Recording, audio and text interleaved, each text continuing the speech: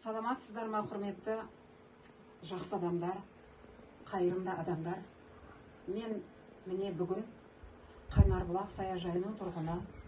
Осыдан 8 жыл бұрын Өзбекстаннан атамекенді аңсап Қазақстан еліне көшіп келген менің көрші қандастарым туралы айтпақшымын.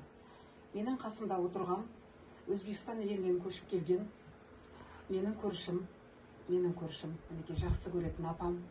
Ұлты өзбек, бірақ қазаққа тұрмысқа шыққан, қазақтың үрім-бұтағын ұрпағын көбейткен көп балалы ана. Ал апамның қасында отырған ол Гүлназ, Аманова Гүлназ, жасы 54-те. Гүлназ, қалай жағдай, жақсы ма? Бір ай болды сіздер таппай қалғаныңызға, бір ай Өзбекстанға барып келді. Міне келгеніне 2-3 күн ғана болды. Мен қазір апамның және Гүлназдың қасында отырмын. Менің айтпағым бар. Біз осыдан 2 жыл бұрын, 3 жыл бұрын ба Гүлназды мүгедектікке шығаруға әрекет жасадым. Мынадай денсаулықпен анасымен ғана тұратын бұл қыз үкіметтен бір тиын да жәрдемақы алмайды екен. Мені сол қатты ойландырды. Себебі күні ертең апам қазір 80-нің сеңгіріне жақындап қалды, 79-да. Лайым аналар көп жасасын. Мүмкін 90 жасар, мүмкін 100-ге келер. Апа 100-ге келіңіз, осы қыз үшін. Ал егерде анасы кетсе, Гүлназдың жайы қандай болмақ? Өйткені Гүлназ денсаулығы жоқ, ақыл ойының дамуында бұзылыс бар, ақау бар. Бірақ үкіметтен ешқандай да көмек жәрдем алмайды. Осы апаның зейнет ақысымен ғана күн көріп отыр. Әрине, сырттағы бөлек-бөлек отау, шаңырағы бөлек қыздары мен ұлдары апаға, Гүлназға келіп көмектесіп тұрады. Дегенмен де, шын мәнінде денсаулығы мүгедектікке лайықты адамның күйін, жағдайын көргенде, үкімет неге бұндай қызға жәрдем бермейді деген қанжылыс менің көкейімнен кетпейді. Апа, айтыңызшы, Гүлназдың денсаулығы, бұл денсаулығы қанша жасынан басталды? Сіз Гүлназдың осындай екенін қай кезден байқадыңыз? Гүлназды енді ары-бері бір 19-20 кірсе ақыл кірар дедім. Ақыл кірарда дедім. Күйеуге берем дедім, күйеуге берер бармады. Болмайды күйеуге беруге. Соны қолымда өсті.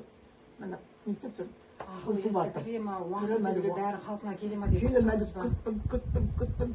күттім, болмады. Қазір жасы 54-ке келді. Гүлназ осы Қазақстанға көшіп келген кезде 2017 жылы бірденен өзінің 2 құлағы тас керең болып естімей қалғанын айтты. Және апа да соны айтты маған. Сондай-ақ одан бөлек қыздың басында, яғни миының, психикасының дамуында үлкен ақау бар, бұзылыс бар. Әрине, қыз мүгедектікке лайық. Мен 2023 жылдары, 22 жылдары әрекет жасадым.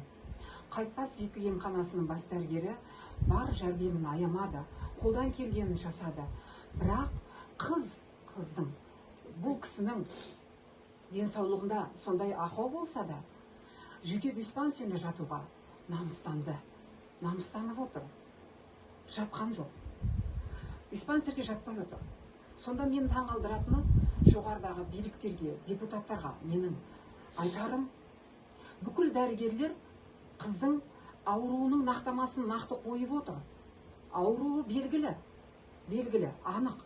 Бірақ мүгедекке шығару үшін міндетті түрде жүйке диспансеріне жату керек деген заң бар. Енді қараңыздаршы. Егер дәрігерлер қыздың ауруы белгілі болса, қызды жатқыза алмаймыз. Намыстанады. Неге шығармасқа? Біздің үкіметке айтарым, біздің денсаулық саласына көп өзгерістер керек. Заңға өзгерістер керек. Мен Гүлназға көрші ретінде осы там-тұмдап болса да, өзім мұғаліммін, әрине мұғалімім там-тұмдап болса да, сұраған теңгесін беріп, көмектесіп тұрам, жәрдемдесіп тұрам. Өйткені көрген кезде бір тиын үкіметтен жәрдемақы алмайды, ақша сұрайды, киім сұрайды. Сұраған киімдерін беріп тұрдым. Бірақ бұл жолы Гүлназ, мен саған тойға киетін әдемі жарқырап, тойға киетін алқызыл көйлек алып келдім. Енді осы сыйымды сен, сыйымды аз көрме. Ол менің саған шын ниетіммен беріп отырған сыйлығым, апа. Жыламаңыз, апа. Мүмкін бұл Алланың ісі. Мүмкін алдағы уақытта әрекет жасап, сіздің мақсатыңыз, біздің әрекетіміз орындалатын шығар деген үмітім бар. Үмітті үзбейік әлі де болса. Гүлназ, мінекей, ертең тойға барасың, тойды жақсы көресің ғой. Тойға осы көйлекті жарқырап, киіп барып, көңіл күйіңді көтеріп, жақсы болып жүр. Жақсы көңіл күймен өмір сүрші. Бәрі жақсы болады. Рахмет. Біз әлі де үкіметтен Шымкент қаласы денсаулық сақтау басқармасынан осы қызды мүгедектікке шығарады деп сенеміз, үміт артамыз. Гүлназ, мынаны ұста.